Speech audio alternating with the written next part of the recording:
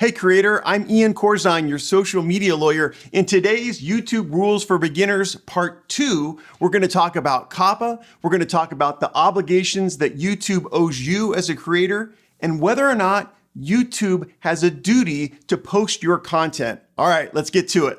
Now I want to turn to another part of the YouTube Terms of Service that are particularly interesting to me, and that is the age requirements right here.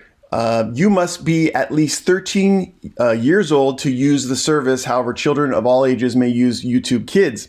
You know, I had a lot of discussion back in November and December of 2019 concerning this requirement in terms of Coppa and the new rules that YouTube just kind of put on us that require us creators to mark our videos as for kids or not for kids being younger than 13 years of age.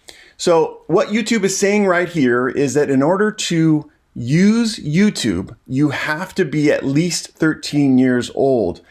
What's really interesting about this requirement is that it's not enforced. YouTube, of course, and we'll talk about it as we go forward in these rules, allows anyone to use YouTube. You don't have to even have an account. You don't have to sign in to watch videos.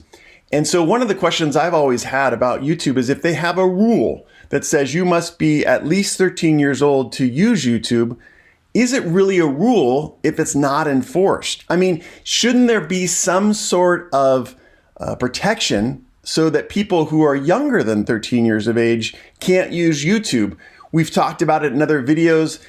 Should there be an age gate? Should there be some ability? I mean, there's a couple different levels of age gates. One is to say you have to certify that you're 13 years or older to use YouTube, but that's not really effective either because lots of people can certify something that's not true. You wonder over time if there's going to be a need or someone's going to force YouTube to have some sort of verification system so that you actually have to prove that you're at least 13 years old to use YouTube. I don't know. Certainly YouTube doesn't want to do that because they want everyone, regardless of age, to watch their videos and watch their ads.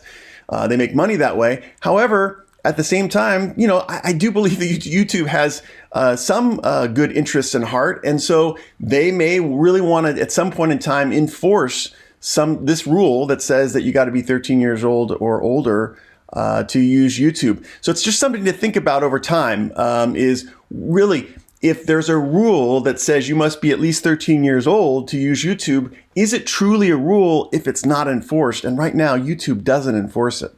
Next, I want to talk about a little part of the terms of service here. It says, if you are using the service on behalf of a company or organization, you have authority to act on behalf of that entity and that such entity accepts this agreement.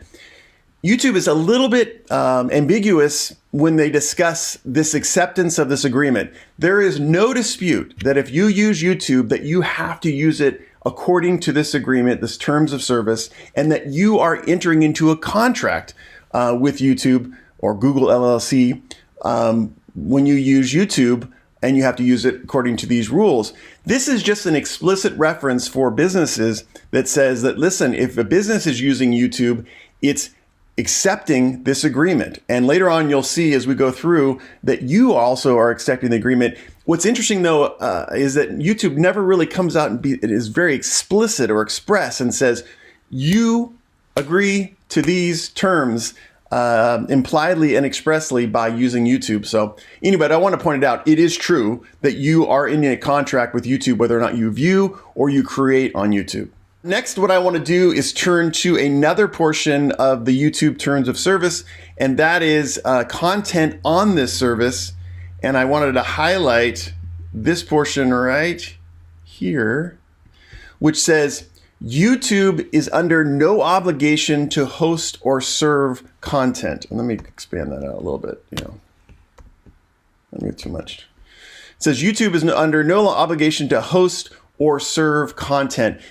My main point on this is that, I get a lot of discussion, a lot of questions, a lot of, we do some consults with YouTube creators and they say, gosh darn it, YouTube did this to me. YouTube took away my channel. YouTube took down my video.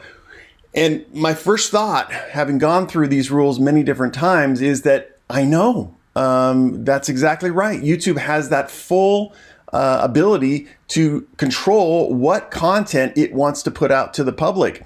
YouTube is under no obligation to host or serve content. YouTube owes you no duty to put up your video or to keep it up. Or to give you notice, you'll see as we talk about it more, that they're going to take down your video.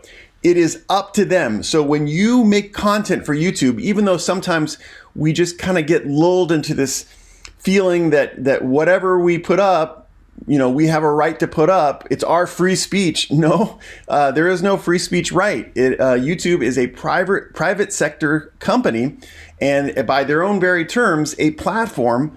And that means that they're not subject to the First Amendment, technically. And so as a result, there is no obligation. You have no entitlement to have your content on YouTube. I don't want to go so far as say you're lucky to have that content on YouTube, but I have to say it's a wonderful service that YouTube provides us creators to allow us to do videos just like this one, and then just to post them so that people can hopefully benefit from them. All right, let's move on to our next video about social media platform rules. You need to understand the rules before you post to social media. If you want to watch that video, watch right there. And as you watch, I will be here at iancorzine.com to answer any of your social media law questions.